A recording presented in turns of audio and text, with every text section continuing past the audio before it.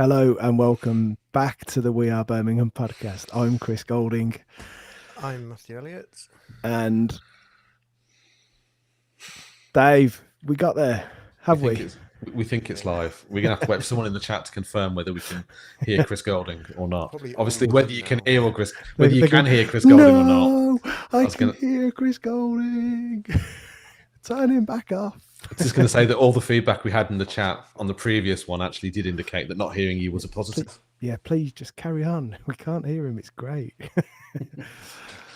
So, should we have a little recap? Let's do all this again. Okay. Yeah, 12 minutes. We got 12 minutes before we realised. 12 minutes worth of quality stuff. So, I think we started by firstly telling Matthew it's Wednesday, not Thursday, and then asking about your arm. Hey, how are you? Broken man. I'm an injured man. That's weird. I've broke my arm playing football on Friday. How did you do it? When I threw a header over the back of someone, I just feel like I'm repeating myself for about the 14th time since Friday. I went over the back of someone. He made a kind of back for me. He's a little bit of a dirty player, I think. He's known for it anyway. But right arm took full weight. My ulna snapped, and it actually is what I missed it when we spoke about it the first time. It was so loud that everybody on the pitch heard the snap, and everybody knew straight away what had happened. That and the fact that I was almost crying. I wasn't crying, but I was in pain. Knew straight away. I'd actually carried on playing for 10 minutes and then realised I probably had to go to the hospital. So you played with it? I played, 10 minutes. Didn't do an awful lot. To be honest, I was running around with it like I was carrying a baby. Like this. I was quite annoyed actually. I was having a really good game, I thought as well. It's quite frustrating. So obviously just a massive fucking inconvenience. I can't drive at the moment. Doing stuff with the kids is quite difficult. Certainly with the youngest, who is more of a daddy's girl than the rest of them. She likes to be picked up and played with more. So that's kind of difficult. Washing, showering, brushing hair, brushing teeth, wiping backside. I mean, is it your strong hand that you've? It's my strong hand. So it is your strong hand. It is my dominant hand, as I call it. It's a problem. So how's it been using your left hand for everything? It's been rough, Chris. You're going to reel out this joke again now. People can actually hear you. Aren't they? The one that no one could hear first time. It's rough. I've had to do everything with my left hand. Scratch myself, brush my hair, brush my teeth, brush my beard. Well, think about how left-handed people feel because they have to use their left hand all the time. Quite difficult. It's worth hearing that joke, wasn't it? It's worth having him on audio this time. They have my sympathy. They really do, because using your left hand all the time is rough. Yeah, I mean, to be fair, I'm left-handed, so you know. That would be why you didn't have my audio on the first time round. And mistakes do happen. He took offence to it. Yeah, I'll be honest. I'm struggling. I've taken a few painkillers tonight before we came on here because I've gone the day without it. I took a couple of days off work just because I was. I was just uncomfortable, but I was bored. Mate, so if your hand was nearly falling off, I think you're entitled to take a couple of days off work. So. I can work from home, obviously, but I Are mean, you like typing with one? Are you typing with one finger at a time? So I did a video call today with a customer. I was supposed to go down to Belfast and see them, but I'd messaged them yesterday and said, "Look, this is a situation. Do you mind if we don't do a video call?" I said, "Yes, no problem." So we did. Had a video call today, and obviously trying to work the mouse, and I'm obviously doing a presentation and sharing my screen with them, and trying to do that with my left hand, which I never ever do. Navigate some bits to show them, and then obviously get back to like unsharing the screen and come back to having a conversation with them and trying to. I put on so I use Microsoft Teams, or the company does, and I put on transcript, so that sort of transcribes the meeting for you. Fucking deciphering that afterwards. So Teams is not made for people in Northern Ireland. And I'm reading some of this back and like I have no idea what half of this stuff is. So I'm trying to sort of just dissect that and know which notes to use to put into our system. I've got to live with this now for like the next. I don't know when I can. I've got my trip to the fracture clinic on the 10th of April, a few days before the Wembley final. So I'll find out then when I can. I'll have another cast on at that point, but when I can start driving and stuff like that, because yeah, transcribing that. Have and you then worked having a out? copy- If you worked out how much codeine and alcohol you can mix on the day of the final to I mean, by that point, if I'm still taking codeine, by that point, I've probably got an issue. So Anyway, I've just. Sorry, I was just going to say, I've got a vision of the guy that you were on the call with, and he's come off the call at the end. He's going, "Oh, yeah, poor wee fella doesn't even know what day it is." it's, Thursday. Yes. Very good, Chris. Very good. They are a band for those that don't know, for God's sake. Anyway, so if you have a message that you'd like Matthew to write on his arm, pop it in the chat. We'll add it to the plethora of I guess I say good luck messages. Get well soon messages. I presume are on your arm at the moment. No, just have children drawing names and stuff like that on there at this point in time. So You should, I'm you should go surprised to your it hasn't done tattooist.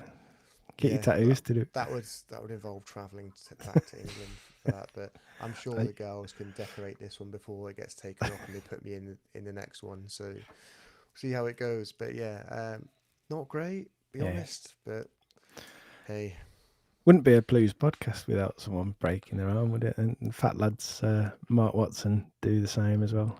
So has anyone put out a welfare check on any of the other podcast team? You know, do we know where any of them are at the moment? Do they need checking like on? some weird take on Final Destination where like all of the Birmingham City podcasters end up with some form of injury? Bag of dicks both got their arms in casts. The Blue Machine. I'm not saying it would be funny, but it would be funny. Not wishing injury on anyone, but could happen. Yeah, I'm just glad it wasn't me. It is, but yeah, there you are. Look at you drinking with your left hand, right hand. Yeah, both. Is, either. Yeah. Ambidextrous. Anyway, should we stop talking about hands and broken hands and everything else? Should we get on to football?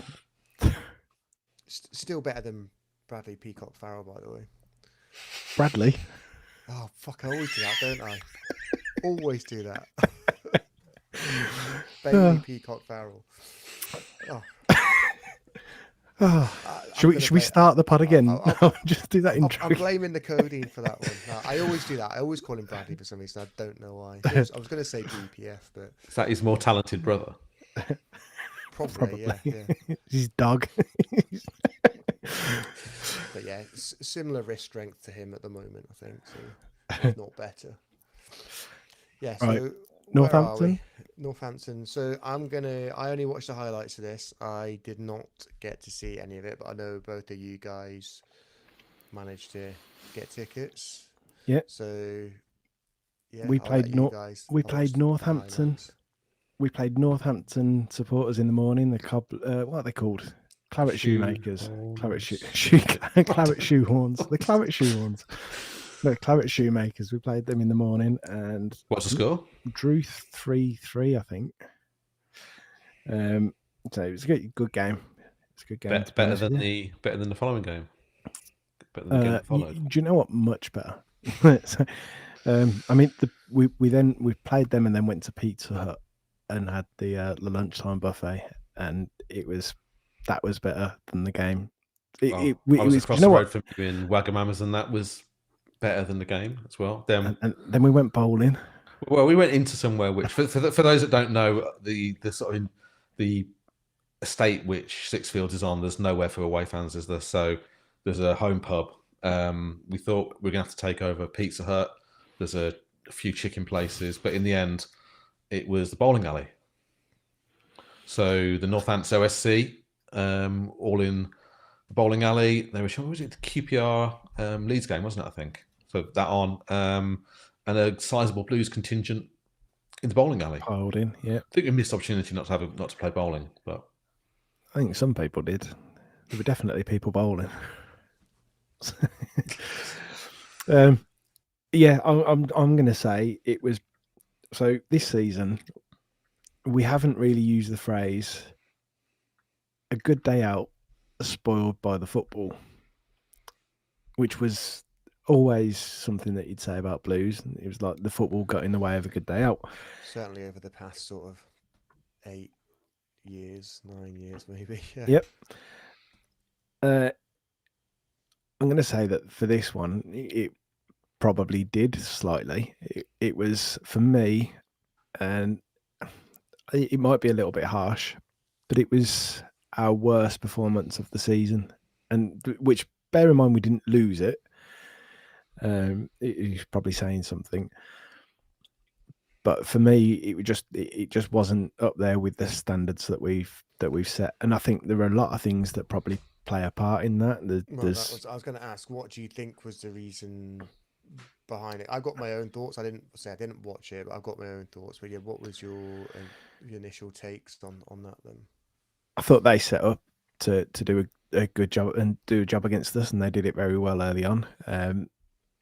I think they came to press us very high, or they set up to press us very high, very energetic, and ultimately that's what the goal resulted from, us being. That unsettles us quite a lot, doesn't it? We've seen that a few times. Bolton did the same to us. Charlton did similar to us in both games. We struggled. which we weren't expecting at the start of the season, because the way that we'd seen us play out, we didn't think that that was going to be the case, but it did.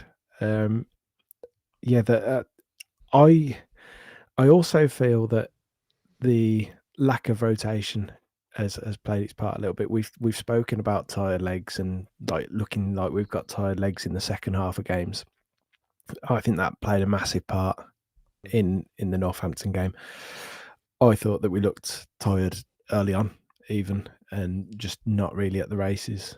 Well, it's been the accumulation, hasn't it? The Saturday, Tuesday. Yeah, And if you got that, you need that rotation.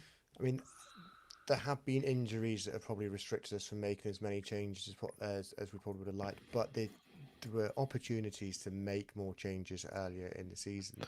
I still find it wild how little game time Mark Leonard yeah, has had. Even sort of, I know he had his injury and he was out for a fair few games, but it's just very strange because whenever he comes on or whenever he started, he's always performed very well or been very, very tidy. You would never say he's played poorly, let the team down, anything along. He might not be as dynamic as Peik, and maybe not as industrial as Iwata, probably the best term for it, but he does offer a little bit in between. And I think if you look at his highlights of when he was at Northampton Town, like if you give him a little bit of freedom, then he looks like he's got the ability to open teams up. And I don't think we've seen anywhere near the best of him, but I don't think he's had a run of games or enough games to actually show that might change now, because Peck's obviously sounds like he's got a hamstring issue. How serious it is, I don't know, but so we'll get on to that later. But he's the big one for me. So they've absolutely run Iwata and Peck into the ground, which they are probably the best centre midfield pair in the league, despite what Barnsley fans might think, or anybody else. And I can see why we've played them quite a lot, but ultimately, like they have been overplayed, and I think everybody can see that now. Yep, I don't disagree with you. I mean, we spoke about Samstead earlier in the season, like why hadn't he come in when what's his name, Gardner Hitman came in, and it was like, well, we've got a right back there. Why are we shuffling someone around, sort of trying to squeeze him in to do a job? Which, to be fair, Gardner Hitman did do a job, but it was like, you've got a natural right back. Yeah. Surely there's someone sat there. He's come in and actually done a decent job in the games that he's come in. Looked decent going forward as well. Man of the match in one of the games. Was it the what was before Northampton? Stevenage. Or yeah, it was around that time, wasn't it? When Yeah, and did a decent job. So it's almost like, why was there that reluctance to to play him? And I sort of feel the same. Like, I can't grasp how that Northampton game, Mark Leonard didn't come on. Like, regardless of him not playing like little amounts before, but it was very clear in that Northampton game that something needed freshening up in the middle, and he just sat on the bench. And at half time, so he was talking to some of the Northampton lads that he obviously knew from his time there, and he was having a chat with them. And we were saying, like, for their players, the way that we're performing, they must be saying, "How the fuck are you not getting in this team?" And you like, what could he say? Well, I'm trying. Yeah, for me, I think that we just looked leggy. That the international break came at the right time. Let's be honest. So, well, for everybody, we Yeah. spoke about on the previous podcast. I was going to say as well. So there was a few comments online with two things actually. So it sounded like Ryan Alsop was uncharacteristically quite poor. Certainly, his distribution in the first half was a little bit was quite poor and probably had an impact on the game. Obviously, his pass into Iwata was. We've seen him do that a few times this season, where he's managed to bypass an oncoming defender or an attacker or an oncoming player, and we've played out of a tight space. But he obviously didn't get away with it. I'm actually surprised that's the first time that that's happened with Ryan Alsop with that far into the season. Obviously, you could say the pitch played a part because there was a lot of talk online around the pitch. There was some. I think Alex Dicken mentioned it. Chris Davis mentioned it after the game as well. Said that the pitch wasn't there. But it's their pitch. It's to say they're not gonna prepare it for us to go. Oh and no, play no, yeah, I football. know. But I mean, and then obviously we have to find ways to adapt to that. And you know what? Looking at the St Andrews pitch and the amount of games that have been played on there, we've got to get used to it. For been the a end few of the season times, anyway. yeah. It's weird actually because Chris Davis actually mentioned that the difference between their pitch and our pitch. He actually made a comment on it. It's not. I can't remember the exact words, but it was along the lines of, "It doesn't allow you to play football like we do at home." Essentially, that's what he was getting at.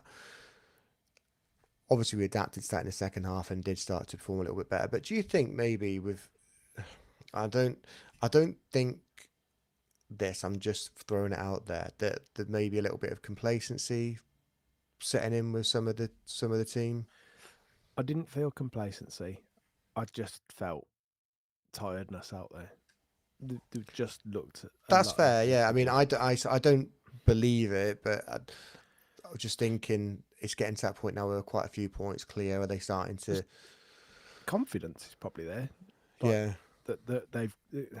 I don't know. They can't because it's not tied up. If you take your foot off the gas, then no.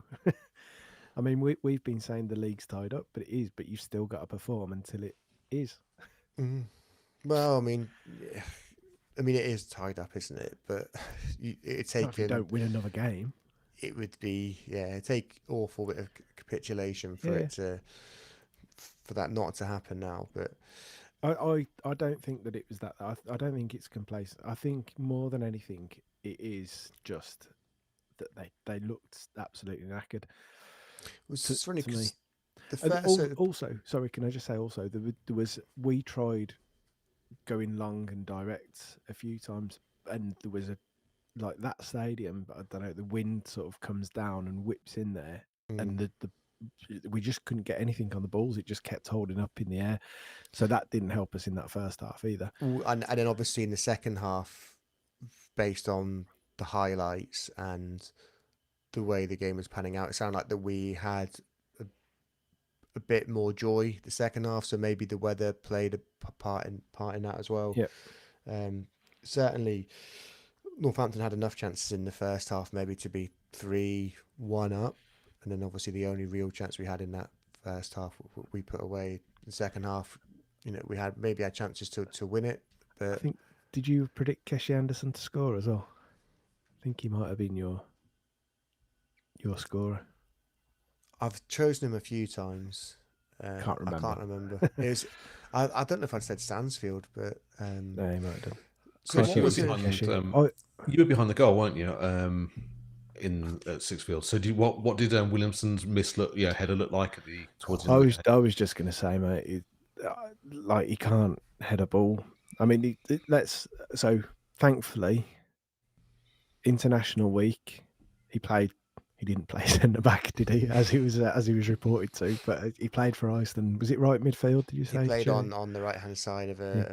of midfield. Yeah, so it's And not too dissimilar to where we play for us sometimes. and he had a header, and it was on target. So So it things can are be done. improving. It can be done. Yeah, yeah. I mean, Is it just one he's step had. closer to a goal, maybe? Do you know what though? He's had 3 or 4 this season.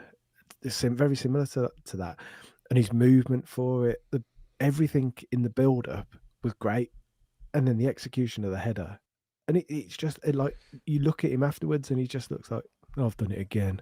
To be honest, right? So like, I absolutely. I mean, that was a sitter. Let's not kid around. That should have been on target. Should have been a goal. Yep. I'll be honest, really, in the grand scheme of things, what he does with his head from a physical point of view, I don't care too much about. Like, we know his best skills and attributes. So with his feet, we've seen that when he had that purple patch. I just want to see him get back to that again because Yeah. it's not happening at the moment. Whether he's carrying an injury, whether it's the amount of games, and Well, we've done this now in about 3 or 4 podcasts, so don't want to spend too much time on it because I don't want to feel like we're beating him up because we know there's a player there and he will get better and he will improve. But Yep. something has gone on with him, whether it's still carrying an injury or it's just tiredness, or I'm hoping it's not anything that's he's just lacking in confidence or in the back of his mind or there's something else going on off pitch. I hopefully not, but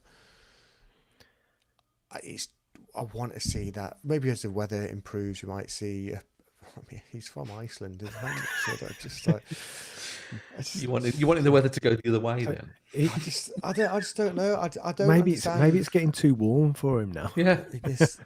Well, he had that. It was that phase early in the season. We had 2 or 3 games to acclimatise, and then he was really, really good for a few months, and then, yeah, post injury, he's just I've been really disappointed. I said on the last podcast, hopefully him going away on international duty will freshen him up and he'll come back a different player. So hopefully that's what happens now. He's gone away with his mates for a week away.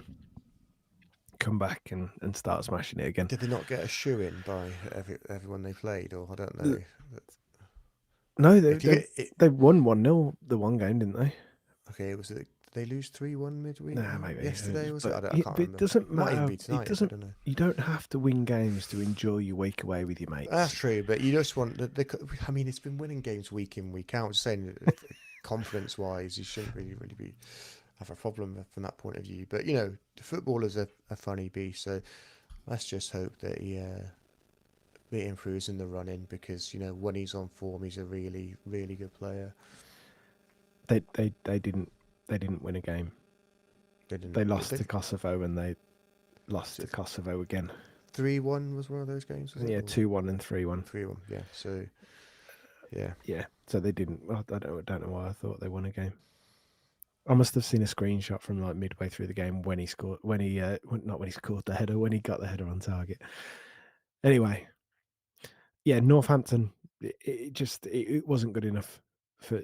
I think I was very surprised with Chris Davis's attitude about it afterwards, but I reckon that he probably had something different to say to the players. And you know what? I don't mind putting a front on to the press and to fans, and then telling a few home truths to players. Because let's be honest, when Rooney did it and came out and slated everyone, we said to him, like, that's not the way of doing it. That's not going to get players on side. So I'm sure he knows his squad now. So he will have had we've heard stories about him, and I think he even mentioned himself after that Shrewsbury victory that he told the players how he felt behind closed doors, and he was I think he was quite angry about that defeat. You said victory then first. Shrewsbury defeat. Sorry, Yeah. I'm just thinking about the weekend. That's all. So that's Predict. yeah, that one. So I mean, I think it's obvious, and you can tell as well because his demeanor would suggest that that he's the sort of person that probably he can look quite calm at times and Yeah. is very analytical and articulate. But then you've seen him on the sideline and how he loses his shit at linesmen and whatnot. And behind closed doors, if someone doesn't do something, the message isn't landing. You know. I think also the fact that we drew meant that you haven't got to completely lose your shit. And yeah, I've said I think that's the worst that we played potentially all season in terms of a full performance for the full game. Yet we still had the chances to win it. Granted, they did early on. They could have had the game put to bed pretty much, because I think if they'd have gone in 3-0 up, we wouldn't have had an answer to it with the way that we were performing. Second half, as they tired, we did have opportunities. But we just looked a bit disjointed throughout, which was frustrating. I don't want to dwell on it though. I think that we've sort of, that chapter now is shut off. That was, the international break came at the right time, and we can reset and look forward now to that final phase of the season. Well, hopefully the players that haven't been on international duty have had a nice. Whoops! My mic went for a walk about then. Have had a bit of a rest, a bit of a recharge. But no, I think the international break was needed. I think for that purpose, and we'll hopefully get a few of the injured players back as well. So all things being well led, and Gardner Hickman, and I'm sure we're missing someone else there. Will be back now as well. So yeah, Stansfield, Peck. I mean, Stansfield hasn't quite looked the same since he came back from injury either, has he? Well, So and while he was away on international duty, he's picked up an injury and came home, and then Peck was a hamstring. Don't know how bad that is, but we know he was having an extra few days to go and see family in South Korea before flying back. So do you know what, the amount that he's played this season? And yeah, it was pointed out that he had 4 weeks off for injury in January, was it? Which, to be fair, it didn't feel like 4 weeks at the time, because seemed like he was back in no time. Yeah. But the amount that he's played this season, and especially in that last run of games, and then back to back games, along with international games within that. Do you know what?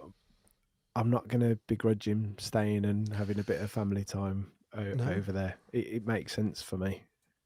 And apparently Chris Davis and Blues agreed that it was fine. So it's not an issue, is it? He's, based on what we've seen and read around Chris Davis and Pick's relationship, that I think Chris Davis just wants to sort of make sure he might go that extra mile and give him that extra little bit of just TLC, because he's obviously a very, very important player for Davis and Blues. Ultimately, we're not in trouble without him, because we have got Leonard who can come in and do it. We've got Gardner Hickman who's coming back that can play in there. So Dowell as well, if needs be, can play in there. So we're not in trouble. Next thing to move on to then, netball. Netball. Is this really that much of a big deal? No, not massively. Did either of you watch it? Because I watched the last 20 minutes of it. Dave, people won't have heard you then. But have you flipped back over? Seamlessly. People will have heard me. Will they? Okay. What they won't have heard is your excuse for not watching netball, Chris. I don't do netball. I'm not gonna lie. Just come back from netball. She was coaching tonight. This is what I wanted to ask you. Right, we've bought a netball team. Oh, 3 of us. No, not. We've all put money in. Right. We've bought the local mum's netball team. we bought a netball team. Nighthead have bought a netball team. Hmm. They're building a sports quarter. It Yeah. makes sense. Ice hockey team, netball team, like stick them all together in one arena as they do in America, where they flip ice hockey and basketball. Basketball one will be one as well. Yeah. Um, Was it Birmingham Bullets? Or I ah, was going to say what they call it? what Birmingham based sports team are up next, basically. well, Aston there's Villa, probably. They're going to buy Villa. They're going to merge us. do that thing that you do in Football Manager where you sell all the good players for peanuts. You sign a load of shit players on extortionate imagine that, wages, though, send dude? them bankrupt. Oh god, I didn't mean it. Can you imagine that though? Like, oh yeah, we are considerably more richer than Yao. Stick Gonna Steve Cottrell in charge as manager. Happy days. So we're clearly going to go this route. There's not an ice hockey team in Birmingham, so Yet. you think yet. So there was Solihull Barons, which became Solihull Blaze, which moved to Coventry and Coventry Blaze. You'd think that with the way that sport is taking off, that they're going to do that as well. Basketball's got to be one that for me, they put a little arena together in the sports quarter and they'll attract like 15,000, 10,000, 15,000 fans to this. So what I wanted to ask you, Chewy, your missus and netball, Blues, so assume that we like rebrand this netball team as Birmingham City Netball Team. Would your missus start supporting Birmingham City Netball Team? No, she doesn't support any netball team. Really, Oh. I think she takes an interest in how Ireland and England do, and that's probably about it. So no, she Oh. wouldn't. She wouldn't. She's quite good at it, and she coaches, but she has to coach this evening because she's just had an operation, so she can't actually do physical activity for a couple of days, a couple of weeks. Till stitches have come out, like, but no, she wouldn't, and she hasn't got the time to support them anyway. It's just, What about Mrs. Golding? Is Mrs. Golding likely to Well, start supporting? We're not married yet, but no, she doesn't really watch netball. That's all. So I doubt it. I mean, there are people out there that do watch it, but I went to go see netball at the Commonwealth Games. It's one of the few tickets that we could manage to get, and it was really good. To be fair, saw it at the NEC. It's great. It's just basketball without dribbling, though, isn't it? Without bouncing. Yeah. Well, sort of. Yeah. Well, let's see if we can get a netball expert to come on and at least provide some counter arguments to you two. I think it's great though. I think like get all of these sports. The long-term plan, obviously, what they're trying to do, buying local sports teams. It's all going to be moved into this sports court. It absolutely makes sense. The ice hockey thing is a good idea.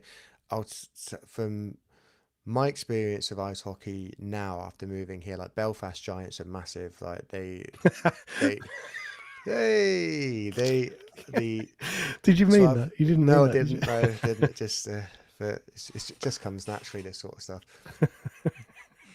Huge following, and they travel. And in that league, actually, there's a lot of traveling supporters. So when did we go in January? We watched, I think it was Manchester Storm and Belfast Giants, and Manchester Storm brought a few hundred fans as well, which for ice hockey you just don't really consider that. And obviously they are having to fly over or get the ferry over, whichever. Well, to just step over, couldn't they, if the Giants? Well, not Manchester, because they're a Storm, so they had to come to Belfast. Okay. So, and I've also did they not use Giants Causeway? No, is that not like that's up here near me. That Belfast Giants, which is a take on the Giants Causeway, is 60 miles south. So and I wonder what's Dundee Rockets and Aberdeen Lynx as well, but that wasn't quite as well followed. Still quite a lot. It's quite a few thousand in there, but not quite as well followed as certainly as Belfast Giants. That full arena was full when we went. It can be quite hard to get tickets for that sometimes. So it's a good time to get into that, because I think it's one of those sports that is slowly taking off over here as Mate, well. with So your ice wrist, you hockey. shouldn't be allowed anywhere near any ice. You don't want to do both of them. I'm not playing. We're okay. I'm in the seat. So Rumor has it that they're actually going to get it underway. The ice hockey arena and the ice hockey team. They're going to use the temporary ice skating rink that they put up by Broad Street at Christmas. is that right? They're going to do tryout. Are they going to do tryouts? I think that's like plastic stuff that you skate on. So No, that's no, real. it's not. It's real. Is They it- kind is of it- yeah, it's real. I have been on it. I thought it was like No, I'm not going anywhere near. I'd be that person going around clutching onto one of those small penguins that penguin like thing. kids have to use, not enjoying it one bit while 8-year-olds do loops going backwards. No, certain things that I don't need to be able to do, and ice skating is one of them. I love ice skating, but it's yeah. been a while. Couldn't give a toot really about netball, but it does make sense that they're doing this sort of stuff. So I think we can expect to see a little bit more of this sort of stuff going on, which I think a lot of people are expecting now as well. I think it's really exciting. I think the whole thing, like I've like you, no interest in netball, but do you know what? If there's a Birmingham City basketball team, Birmingham City netball team, whatever else, then I might start going. Actually, do you know what? I will watch that. Fair play to Watson for getting the joke podcast title in of Fat Lads Going Goal Defence, which I thought was pretty good. Is that the netball thing? Netball joke? No. Yeah. Goal Goal GD, defence. yeah, position. Yeah. Fair play. Straight over your head. Yeah. No, Anyway. no, I got it. Just didn't find it funny. So, where are we going? I don't know. I probably should mention Wembley sellout, 43,600 or whatever it is. Is that about right? It's close to. Essentially, there's going to be close to 50,000 Blues fans in there, With isn't there? hospitality, Yeah. etc. So, And no doubt in the Peterborough end as well, because the way it's been sold, that we're not getting any more tickets. And to be honest, I think that we could have probably sold another 5,000. With the speed that they sold out and the amount of people that missed out on tickets, I think we could have sold another between 5 and 10,000, because that was that 6,000 tickets or something that went on sale to general sale. And You said you saw something about in the 20,000s, didn't you? well, that was the online queues. Yeah. it was 20 odd, 21,000. But I mean, I am reluctant to believe that was an actual, genuine, real number. Like there might have been people that had multiple windows open, you know. Multiple windows. Like if you had it on your phone and on your computer or whatever, then that did count as multiple. But if you had multiple ones open on the same, then it counted as the same one. But I was regularly seeing people into the sort of 13 and 14,000. So even if that even if you kind of take that into account, that's still a lot of people that still want it. I think the speed in which they sold out as well. And I know people that missed out and that have said to me, like, if you hear about a ticket, let us know. So contact the club, go that route, because if there's any returns or whatever, they'll come through them. But I think the speed in which they sold out, I think we could have done another 5,000 at least, and maybe more. And Peterborough are going to probably be annoyed about that as well, because their share of the they get some of the taking. They get potentially taking something. I think Darren McAnthony actually did say that he wants us to have more tickets for that reason. But it's obviously that was with the first phase of tickets. Yeah, I think. Oh, was it? Okay, I know. But Barry Fry had said something as well, hadn't he? After that, so I don't know if they said it after the last lot of tickets that we've had, that they've said that's the final amount. But you like when you've got 40,000 people in there, and you could have sold another 5,000, and you've got 10,000 empty seats. To me, it just doesn't make any sense. It is going to be a shame seeing those empty seats. Yeah. But wait and see what happens. I mean, it doesn't sound like we're going to get any more. But I think logistically it won't work to do with the entrances and stuff, because you'll have the entrances where Peterborough fans are, and ultimately that is going to be a logistical nightmare to get Blues fans in and up to the top tier when you've got those Peterborough fans. And what they could have done with is just selling them so many of that bottom block and then giving them that section of the pie, rather than selling the whole of that area and then not being able to sell above it. Blues fans in the Peterborough end is probably unrealistic because if you look at Peterborough had some form of restrictions around you have to have your account set up for a certain date, and they have similar priority type windows as well. So I'm not sure there's going to be many ways around that. So there isn't. So I mean, just play devil's advocate now. There is no way to just go on to on and register as a punter. Well, So At I a don't believe there wouldn't the- be. There's a cut-off date of when you register as a on there as like No new Peterborough your fans CRN number like we have. So there's a cut-off date for when you signed up. I was reading about someone had mentioned it online. So it is restricted. So anyone that is trying to do it at this point will not be able to get on there and buy tickets. But And I you need have to seen. Maybe it's a case then that they have to go to the club to do it over the counter or something. But I find it weird that they wouldn't be able to. I have seen people say that they've been getting them, and I've also seen different things saying that they're doing hospitality packages that away from the club. That like you get this coach and you get this, you're in the Peterborough end. So I think there will be a few Blues fans in there. There's like a neutral hospitality thing as well where you pay Club 300 pounds, and there's about 1,000. So someone sent it to me. I think it was Vino actually. I think it was about 1,000. I think they're in the seats above. They're in that corporate area above where the players and etc. sit. So you get drinks and food and stuff like that. It's like £300 for the ticket. You've got a seat guaranteed, etc. So that's more of a corporate hospitality type thing.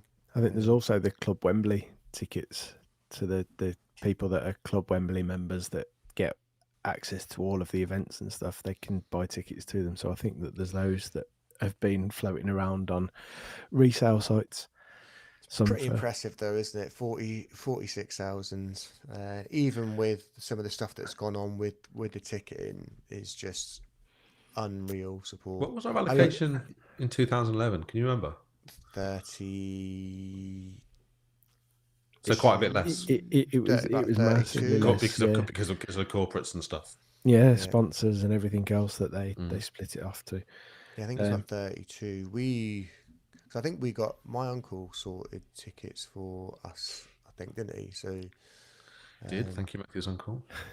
I was talking with. This is actually good. It's a good point actually because I know a lot of people queued for cup final tickets, didn't they, at Blues to get cup final tickets for that one. Bruges, I'd obviously queued overnight to get tickets for that, and there's a lot of comments online about the guys. Turns out with Bruges, by the way, you didn't actually need a ticket because when you got to the turnstiles, people were just walking in without. Just walking in. Yeah. But there's quite a few comments online, wasn't there, about the people that were queuing for tickets this week for Wembley, and quite a lot of unfair comments of what directed at some of those people as well, which I found a little bit bizarre. Like, I mean, they obviously weren't in priority windows. They obviously have circumstances that meant they've not managed to get to the amount of games they needed to. But now they want to get to Wembley, they want to see us at Wembley, and they're putting in the hard yards of camping out overnight. I mean, that I respect that. Oh yeah, totally. And also the criticism around it. I mean, those people that were queuing, those people that were queuing, they didn't all get random allocated a space come when it got open, did they? Unlike everyone else. So actually, the clever move, if you did want to get a ticket on general admission, was to be down there, and if that meant queuing overnight, they actually made the right decision. Yeah, if you were the first one in that queue, you guaranteed it, haven't you? So yeah, not like logging on at 9 o'clock and suddenly being thousands behind. I don't know if they did or not, but I hope they did. I think Chris Davis and Craig Gardner came down to see them and stuff. And is that right? Was giving them coffee or something? I can't remember if that's right, but I think I saw Alex Dickin. Right, I think apparently there was a cut-off point at some point, wasn't there? When they just say we've got tickets for so many, but then like, sorry, we haven't got any more. Go away. It's over. Go home. You'd be fuming, wouldn't you? If when you queued it overnight, and then it was like 9 o'clock, 10 o'clock in the morning. Like, yeah, and I think if you look at the numbers that actually did queue overnight, as opposed to those that turned up in the early hours, I think the majority of people that were there, manage to get But tickets. all power to you. Like Yeah. I respect. I can respect that. Yeah. I can respect it. Yeah, I didn't understand the criticism at all. Like you never know what someone else's situation is. Like it'd be great to be able to go to every game and to travel, but people's priorities change. People's like people's situations change. If people have to work most Saturdays, you're not Yeah. going to then begrudge them if they stay up, like queue up overnight to go and get a ticket try and get a ticket. Like, If you think why not? people that work for the emergency services or people that work in hospitality or even retail, like there's a lot of people out there that have to work. Like the weekends are the busiest time of the week for a lot of these people. Like they can't always get to games. So it's like No. you buy your tickets here and there when you can get to them. And And it's, ultimately, we're all fans. yeah, Like, regardless of what level you are, shouldn't be any of this shaming each other or whatever else. It's a lot like of, and do you know what? And there's been a elitism. lot of that has been going on recently, and I don't know whether it's. I just notice it more now because there's in the past there's been a lot more to moan about and that sort of overshadowed everything else. But there seems to be a lot of fan shaming. Is that the right phrase? I don't know. In over during this season actually, but fair play to the people that go home and away every weekend. Fair play to the people that have only managed to get to 2 or 3 games a season and camped out overnight on whatever day of the week it was. And you know what? Fair play to the club as well. I don't know if this was put out there as general knowledge, but I'm going to say it anyway. Fair play to the club who sent out invites to subscribers of Blues TV that are abroad, knowing full well that they can't get to games. But if you want to be a part of it because you've been supporting the club over the season, we've got a ticket for you. I thought that was a great gesture, and it wasn't in any of the priority windows. And they probably thought about it last minute because of fans asking whether they can get a ticket, but it was deserved. So, like, they pretty much buy a season ticket for the season to sit at home and watch Blues because they can't get to every game. Like, you give them a ticket for a one-off. They're as much a supporter as anyone else. So. While we are talking about Wembley, we're going to run a competition this week, probably for a couple of weeks, and end it on the weekend of end it at the week of the final. We're running it with football stubs because obviously there's no physical tickets. There's a commemorative ticket that they're doing that's like a credit card thing. So football stubs have been around for a little while. They've done games. I know Lee Hinton, who plays for WAB and he's a supporter something or other, representative of Blues now. Blues Matters or something is it that he's part of? He's used them a few times for England games where they haven't done tickets. So ticket stubs have done tickets. So if you have a look on Twitter at football stubs _, you'll have a look and see what it is. They've given us 5 ticket stubs for the final to give away. So we need to come up with a question. Can you think of a question? Oh God, you put us on the spot there. I know. Well, we with all the gremlins and stuff, I didn't get to talk to you about this. So, can we have some sort of prediction based around the number of messages on Matthew's cast or something? No, actually, right. So there's no clues. So you just if you watched the podcast before, you're probably able to work it out pretty easily. So I obviously broke my arm on Friday playing football. So because we'll be picking people at random, right? So yeah. Oh no, we were just going to pick our favourites. No? So the question is. You're not even putting this to us. You just say this is the question. This Live. This is the question.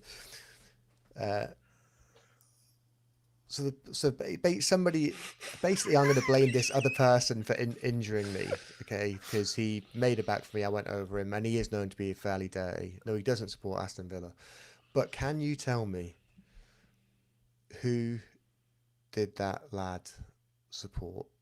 Who is he a fan of? Now, for people that listen to this, So and it obviously could be any football team in the it could world. be absolutely any team, but it's not. It's not. This is not a difficult question for those of you that know when I've spoken about playing football before, and who I play football with. So it won't be difficult. So most people that listen to the podcast will get it, and you guys probably should know it. And if you don't, I'd be very disappointed. Bear in mind, I live in Northern Ireland. Is it Northern Ireland? No, it's not. Okay, It's not Northern Ireland. You see, I like that, but I think that at the end of the podcast, we should give a little hint. So before we finish, okay. But yeah, we've got 5 of these tickets to give away. Essentially, they give you a ticket stub with your seat number on it, with the date, and it's just a ticket stub. But it's like if you're not getting one, they're great souvenirs to have, especially if you like them. So what you can do is send the answer to that question, and we'll repeat again at the end, to win@wearebirmingham.co.uk with the subject competition entry. And we'll get some winners. We'll run this for 2 weeks, two maybe 2 podcasts, but we'll see. But then we'll do it the week of the final. Remind us the handle. So he's at footballstubs_ on Twitter. So give him a follow as well, because if you don't win, it's a great souvenir to have. I think they're £5 if you order before the date of the final as well. So great thing to have. Right, while we're talking about Twitter, there was a controversial post put up this week, wasn't there? Can you remember the guy's name? Oh, you mean Luke Lawns or whatever his name is? He seemed to upset a number of people. Which did he upset you, Chris? Because it didn't really upset me, because I think the crux of what he was trying to get at was actually he was correct. Didn't upset me. I just it didn't even bother me really. It was just like, you're a bit misinformed, I think. He picked some stats, cherry picked. and maybe the context of the stats and his framing of them was probably not positioned as well as it could be. Right. So I'm gonna read the tweet. I'll let you read the tweet and the stats, and then we'll take it from there. Maybe he hasn't had to show this side of his coaching ability, but Chris Davis and Birmingham will be in for a shock in the Championship next season if he doesn't adapt, or Birmingham give him a war chest of top 12 champ players, as this output will not translate to a higher level. Birmingham City attacking comparison in League One. Metric: non-penalty shot creation, league rank 8th. Metric: shots, league rank 6th. Metric: shot conversion. I'm really good at shot conversion, by the way. League rank 14th. He had different shots. Metric: set piece shot creation, league rank 19th. Metric: counter attack shots, league rank 21st. Go on.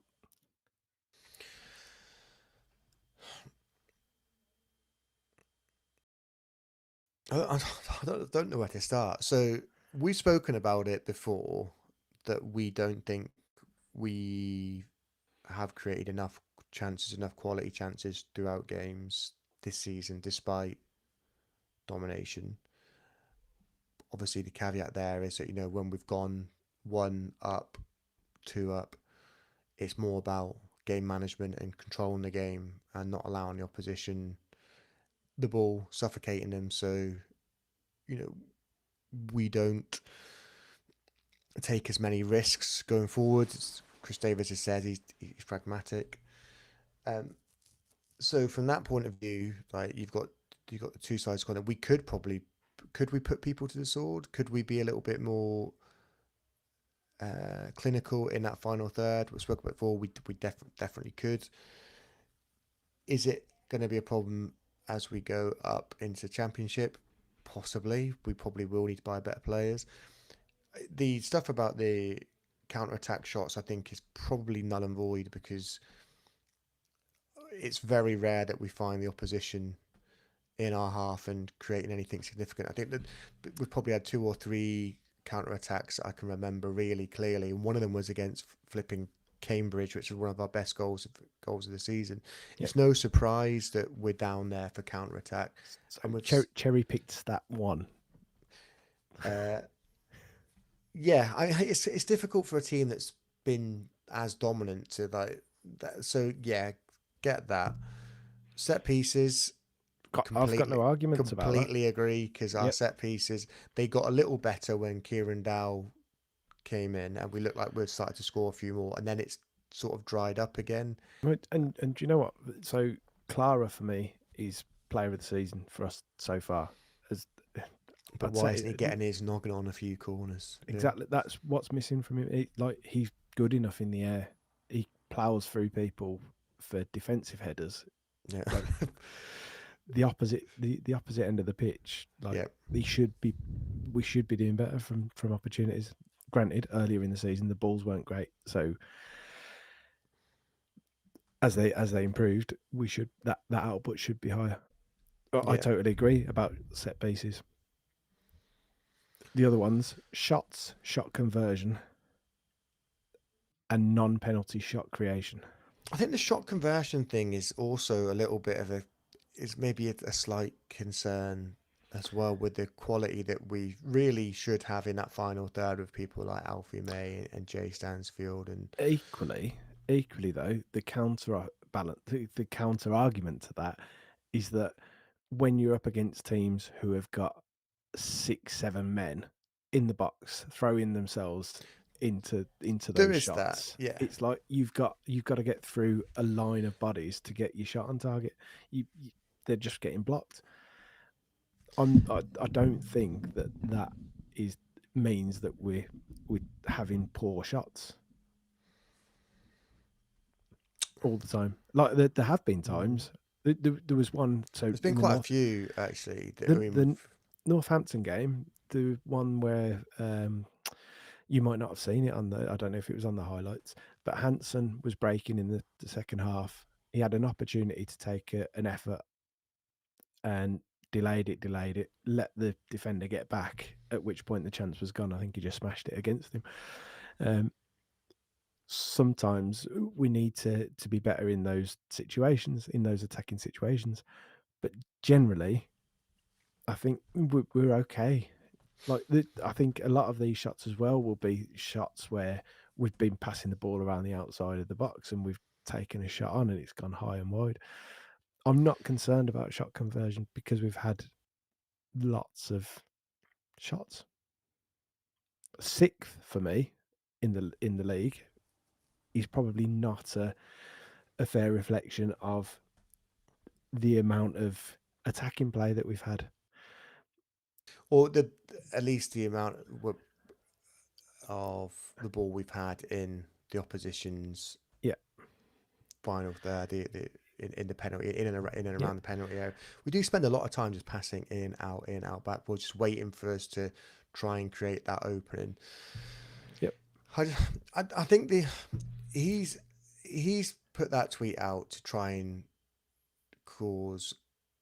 It's engagement farming, isn't it? That's what he's done, and fair play, because if he follows any Blues fans or he's watches any activity around Birmingham City on Twitter, he knows that Birmingham fans will bite pretty quickly and it'll spread like wildfire. So he's probably done himself a world of good in just sort of getting his tweet out there and now we're talking about it. And create discussion. So so we're playing into his hands. But I think I don't think the way he's framed it is probably worded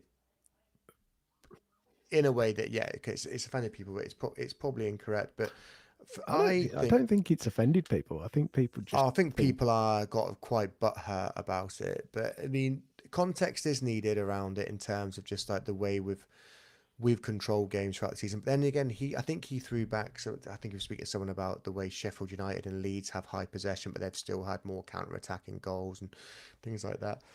But again, so one of my points was, next season we won't be up against teams that are happy to take a 1-0 defeat.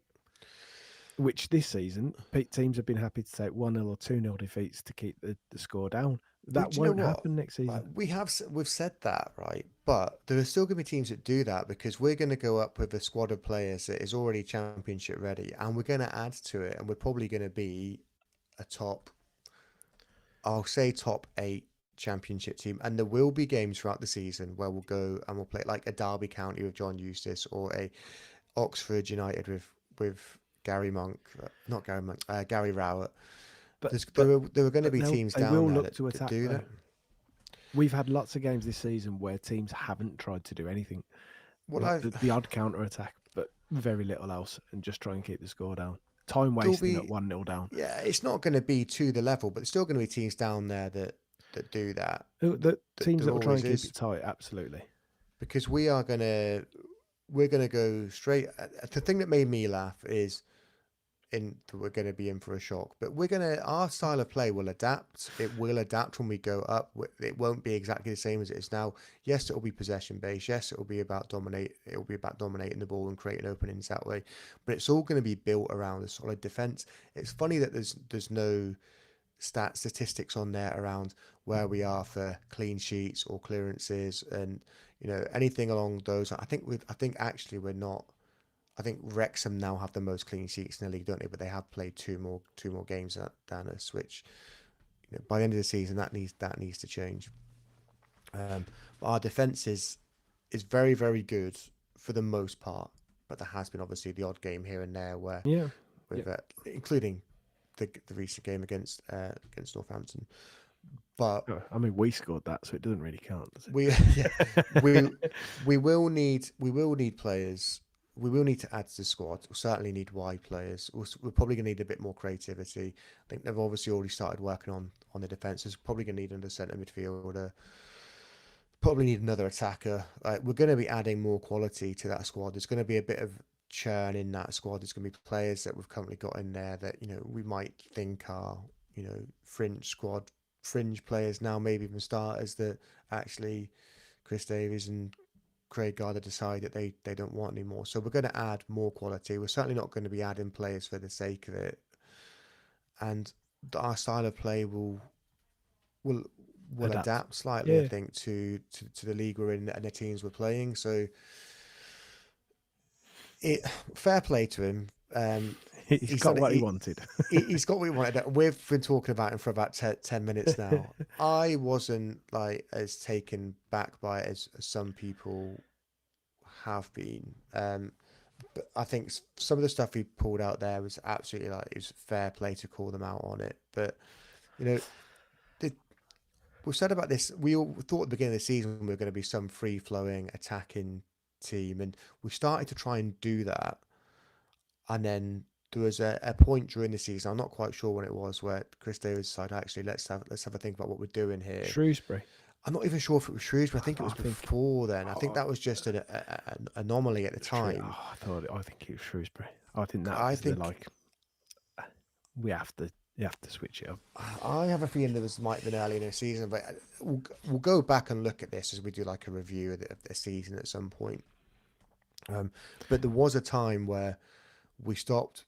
Go on. That I was just going to say that. So the Blues Twitter put out. I'm just going to go completely off topic here. Blue, as we do. Yeah. So if I don't think about it now, then I never will. Blues Twitter put out a thing saying what is your moment of the season so far? I think did they? I think they did. Yeah. Most people were saying Iwata and Newcastle. Iwata, yeah.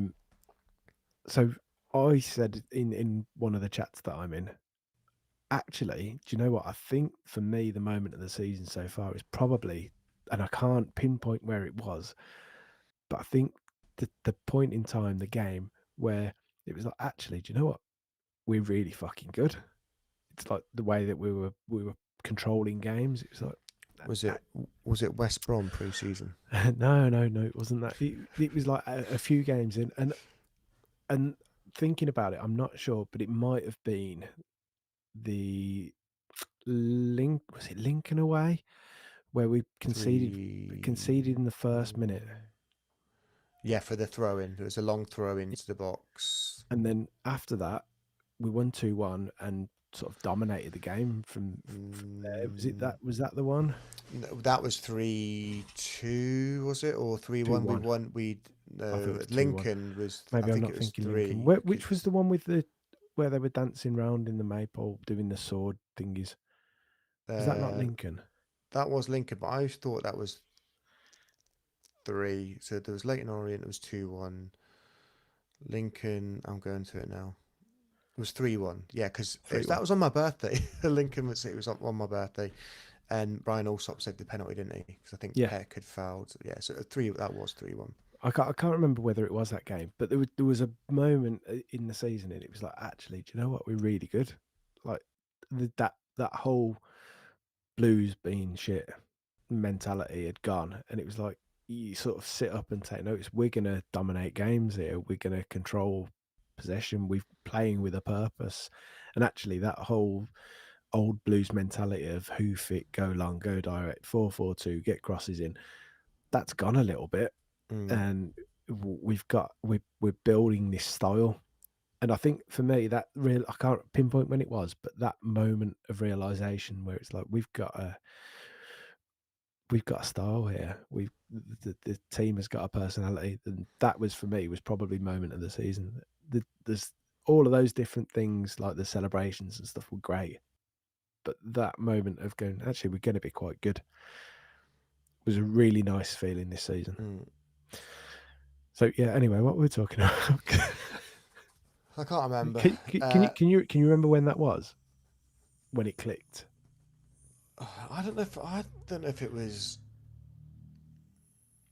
I want to say there was a click. I think. No. I have Rotherham away in my head was one of the games for me. That we completely changed style for that though. That was Lyndon Dykes came in, didn't he? Rotherham away. Was that not Lyndon Dykes came in? It was a great. I just distinctly remember. Possibly, I can't remember who started that game. Obviously, there was the lovely ball by Williamson and Jay Stansfield, absolute rocket. Can't remember who scored the other goal. Did Stansfield get both of them actually? I think Stansfield got both. I think he got the other one from a corner. Yeah. Been a long old season though. I want to say, yeah. I thought Dykes might have, or maybe we thought that Dykes should have started. No, it's Iwata had scored, and then I am thinking of Stansfield away at Barnsley. So yeah, there was Iwata scored a really good goal, and then Stansfield scored Stansfield a goal from that through ball. Yeah, from Williamson. Yep. And the lineup on that was Dykes. You're right. It was Dykes played as the 9 on that one. But yeah, I can't remember when it was. If anyone can remember the point during the season where it was like, there's going to be different. I think people come back with different things. Different people come back with different things. Maybe. I think, so, but yeah, people will sit up and take notice, and like we sat up and took notice, and I think that was that moment of the season. Anyway, I think there's like the Wickham game was pretty early on. There was, I think, from an attacking first away game, wasn't it? From an attacking point of view, like that was a game for me where it's like, actually, yeah, we're slick. We're gonna play some really, really good football, and that is still the case. But there's been a definite shift in mentality from, I think, keep it tighter first. Yeah, so we are a little bit more build from the back a little bit. We haven't got 10 players in their half. Like, no, Clara's not on the wing all the time. There's loads, and he still does that sometimes. Yeah, when we're like, but then you notice more now that when he does do that, you've got midfielders dropping back again to give off that support. So, there has been a change there, but it's still great to see. On that note, shall we look ahead to Shrewsbury this weekend, who for the second time this season are going to have a brand new manager in his first game, and it's just been announced actually. I don't know if anyone's seen it, but Michael Appleton has taken over at Shrewsbury. Has it? I haven't seen that. So yeah, it is not long ago. So it obviously wasn't a long hunt for a manager, as they said they're going to do a thorough search. So, could have been Steve Cottrell again. They could have just weird situation though, there, isn't it? If you think like Gareth Ainsworth was actually offered a contract extension a couple of weeks ago. There's obviously something going on behind the scenes there, whether or not it's to do with the board, the ownership, or maybe there's just the pool of players he's having to work with. They wanted to keep him despite the fact they were looking like they were going to go down. He wanted to get out of there Yeah. for whatever reason, and now he's gone to managing in the league below. So Oh yeah, but let's be fair. He's gone to Gillingham, who've got big plans, apparently. So new American owners as well, or newish American owners. all these fucking American owners, man. It's, get out! I'm coming over here stealing our football clubs, arseholes. Moving swiftly on. Tumbleweed. Yeah, I mean you can potentially see that if there are issues at Shrewsbury, which I think reading some of their fans, I think they're not happy with certain things that are going on at their club. They've not been happy with that owner for a while, though, have they? Because I know they were a lot of them are really unhappy about the way they treated Steve Cottrell as well, which you find surprising from our point of view. But a lot of them really liked him. Yeah, it's very strange. But maybe that's he's bought into the project that Gillingham have shown him. So does this bother you? Because when we faced them last time, obviously there was a bit of a bounce from them, and I think there was probably a little bit of, I've spoken about earlier on, but maybe I think we probably were a little bit complacent in that game, and Chris Davies rightly had a go at them, which we mentioned earlier also. Should we be worried about this potential new manager bounce, or is there just going to be too much shock within their squad that actually they're probably just going to shit themselves and we win 5-0? I don't think that it's going to be shock, is it? But I think what they potentially might do is what happened for me at Shrewsbury away was that he'd obviously inspired them before the game. They because they put everything into that first fixture. You could see that they were clearly up for it, and sometimes a manager will come in and he'll big you up and he'll talk to you and he'll get you right up for a game, especially when it's a big game, like a big opposition. So will Michael Appleton do the same? I mean, I haven't followed his managerial he's just very much become a management journeyman, hasn't he? He's done very little. He just seems to bounce around really League One clubs at the moment. And if this doesn't work out for him, he's going to end up managing further down the ladder. So looking at his records, 173 games at Oxford between 2014 and 2017, and 143 games at Lincoln between 2019 and 2022 were the most, and then the others have been a handful of games here and there. What was his 30 games overall win percentage? Yeah, what was win 37.2 win percentage overall. He was last manager at Charlton until January 2024. Of course he was, yeah. And what was his What was his win record like at Charlton? 28.6%. Yeah. So he's hovered around sort of 20 to 30 at most teams. So he's failing sideways. Essentially, I mean, I think ultimately,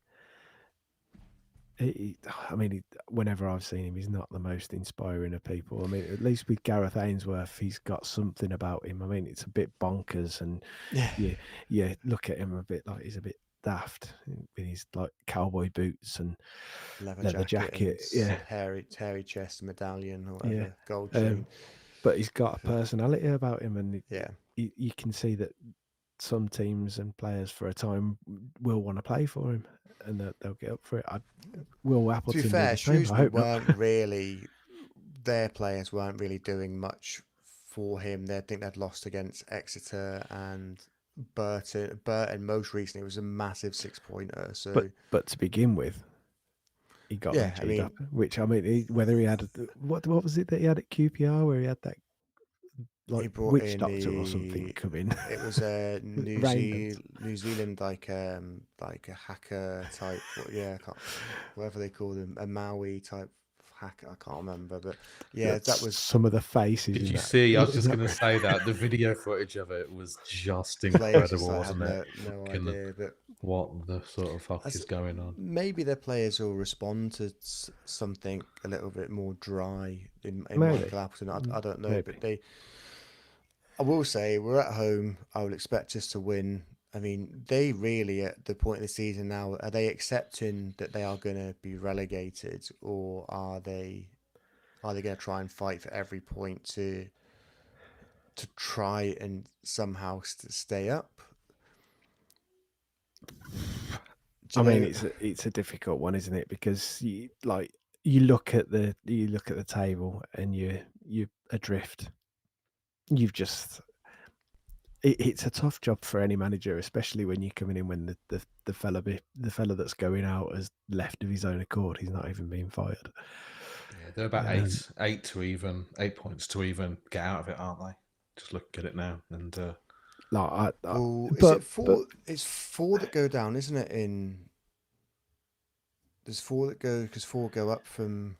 I've only been looking upwards, mate. I don't know. I think it's 4. It is, yeah. So actually, 4. they're 28 and Bristol Rovers on 42. So I mean, it feels all but. I mean, Crawley, Cambridge United, and Shrewsbury are probably already down in theory. Like Burton have got there's a possible chance they could get out of it, but they've got a game in hand there. So, but those three, when you've got nothing to play for and nothing on the line, of them, haven't we? As well, still got to play all 3 of those bottom 3. That point for Northampton's looking pretty good for them, given where they are. When you've got nothing to play for, though, or the pressure's off a little bit. Yeah, there is that, but then they've spent. You say that they've won 7 games all season. They've conceded 60 odd goals. They've scored. Oh no, I'm not saying that they'll beat us. No, they're like you just and this year. So we spoke about it before about the Reading game not beating them and whatever else. I think this is one that Chris Davis is probably going to want to go out and rectify. Yeah, I mean, you say about the pressure being off, but just like you've got that. Then on the other hand, you've got a lot of those players might not even be there next season. They just want the season to end. They're already down. They've already checked out. So it can go one of 2 ways, can't it? A new manager comes in. He's probably going to give the whole spiel about we'll fight for every point and we'll keep fighting until we're definitely out of it. And they're pretty out of the league. Physically, like it's mathematically out of it. I honestly think that we could come back after the international break. Okay, we've had a few players gone out. We've got players back, but we've got players back from injury. Re-energized, rejuvenated, 3-0. It's about time we scored a few goals again. Chris, is this going to finally be it? Oh, I've got to go for it, haven't I? Who are you going for a goal, Chewy?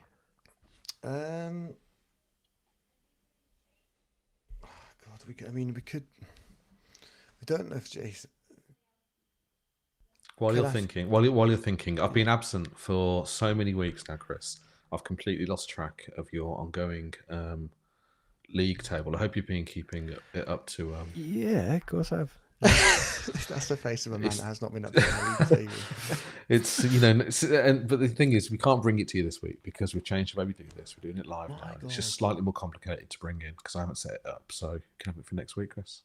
Give you that week's grace. It's 20 to 11 on a Wednesday night. Thursday night, it's your t-shirt, mate. My eldest daughter is still awake, chatting away to her mum, watching our live podcast. Yeah, I'm equally upset. It's 20 to 11 on a weekday, and I'm still awake. Well, no editing to do tonight, Dave. Hey. Or very little. So you've got to rectify your error from earlier on, but we'll let that pass. Don't want to upload that one that was about 12 minutes of just me and Matthew talking. So yeah, I'm going for 3-0, and I'm going to go Jay Stansfield, unless he's still injured, in which case I'm No, gonna no, no, go. no, no, no, no, no. No. Actually, I need a caveat. I need a caveat. I need. I got told off for this earlier in the season. Yeah, you can't start making up things. Well, well, he already started doing it, didn't he? So, but if he's not, then I need a backup, don't I? So, I'll go for Kieran Dow if Jay Stansfield is not if he's not fit enough to play. Okay, Dave. Well, I'll just if you were going for, I'm gonna have to, going for saying 5 sounds ridiculous. You're gonna go for 4, so I'm not gonna go for the same. So I'm gonna have to go down. I'm gonna have to go for 2, May.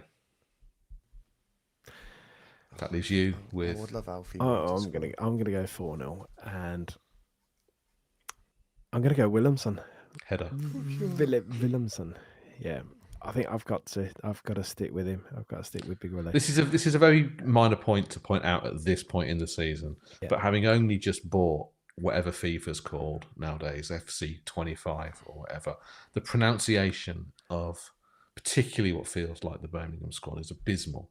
In terms of, I'll make a list of this for next week. Do they call Williamson like it's most commentators on? Williamson. It's like the guy that kept calling Paik Park through the entire game. I don't know whether it's people that can't read, whether they either can't read or. I think we all say it wrong, though, don't we? Because the South Korean chap that did a video of it, and it said it's actually pronounced Beck, so it should be like B-E-K essentially. So I'm not even sure if it was on. But definitely not Park. No, definitely not Park. No.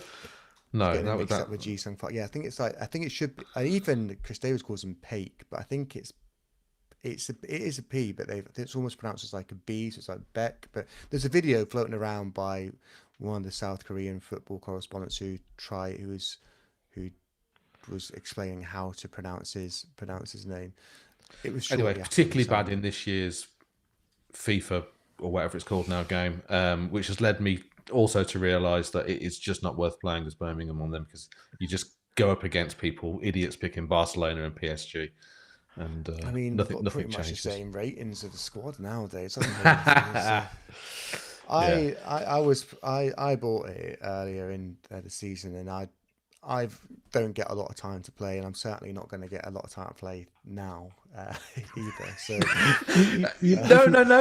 They released those special controllers for people like you. You can play them one-handed with your chin. Both Microsoft and Sony came out with really kind of special adaptive controllers. You should play Mark Watson on FIFA one-handed with your head against each other. That's a strange thought. Yeah, and I just kind of lost interest in it. Because naturally will just go and try and play as Birmingham straight away and do like a season, and then just like you have other stuff to do and you go back to it, and then by the time you go back to it again, we've had a transfer window, we've signed new players, and everything. Oh, this doesn't feel right. I haven't got so and so playing for us. I want to start all over again. So, yeah. Anyway, coming back to the this weekend's game, just before we do go, players lineup. It's Clara's last chance to get booked and suspended for 2 games. Would you rest him? I think that's right. Anyway, I think it's the 37th game is the cutoff. I would. Chris Davis won't. I mean, I would have no qualms of putting Bielik in there, or even Grant Hanley. To be perfectly honest, I'd have no issues at all. Or even Gardner Hickman, because he's played everywhere else. Yeah, played everywhere else. You assume Laird's going to be back now. I think there was because he was back light training before just after. Was it Northampton around that sort of time? Did you bring him straight back in? I don't know. I think maybe you'd probably. Samster's been away, and Gardner Hickman's also been injured, so you've got a decision to make there. So did Sampson travel? Yes, did he go on so. international duty? I thought he did. Maybe I'm wrong. Maybe he didn't. I don't know. I thought it was only Williamson. I might be wrong. He might not have gone then. So No, you. I'll check. Go on. Rest of the team. Cochrane pretty much speaks for himself because yeah, he does. Yeah, he doesn't get a break. Iwata and Leonard, you'd assume. So Anderson, Williamson, and Dowell with Jay Stansfield, hopefully, but if not, Alfie May. Hopefully, yeah. I think that's pretty much it for me. I mean, Hansen has shown a little bit more these last few games, hasn't he? So I don't know how. I didn't see much of him in obviously the Northampton game, so I don't know what you guys can tell me how he got on in that second half. Was it second half he came on? But looked lively. Like the chance that I was on about earlier took a bit too long on it, but it didn't look dreadful. He scored his first goal for us against them in the Shrewsbury in the Cup, didn't he? Was that in the Virtue Trophy that it was Bristol Street Motors at the time? At that point, yeah. And then we got sponsored by Virtue, and then the trophy was changed into the Virtue Trophy. Same company though. Yeah. Name change. Yeah. It's not linked or anything. No, only Willemson who travelled.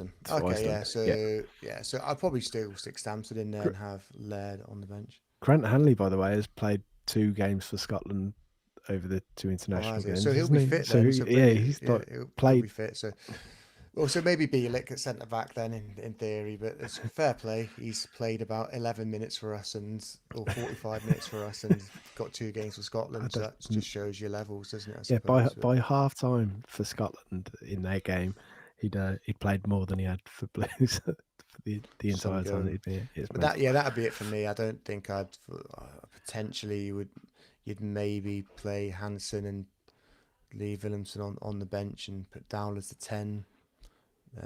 But yeah, I think that's it. Yeah. It'd be interesting to see the lineup when it comes in anyway. After the little break, maybe I suppose. Who knows? Tomorrow we'll know tomorrow who's fit, who's come back fit. Will we though? Will we? He is a bit cloak and dagger with it sometimes, isn't he? Yeah. We'll see. Anyway, thank you to everyone for listening. I'm going to wrap it up here. Thank you. We need to remind you of that question. Oh, I'm sure Matthew has remembered entirely. Question, yeah. So, remind us what we're doing and what we're giving away. So, yes, we're giving away a ticket stub for your ticket. I'll start again. We're giving away 5. You've landed this on me, Dave. I'd forgotten all about it. We're giving away 5 ticket stubs for your seat for Wembley, for the Wembley game. Souvenir ticket stubs with your seat number and whatnot on it, courtesy of @footballstubs_ on Twitter. Just answer this question and send it over to win@wearebirmingham.co.uk. And all you have to do is answer. So I was injured on Friday night playing football locally in Coleraine, and I was injured by.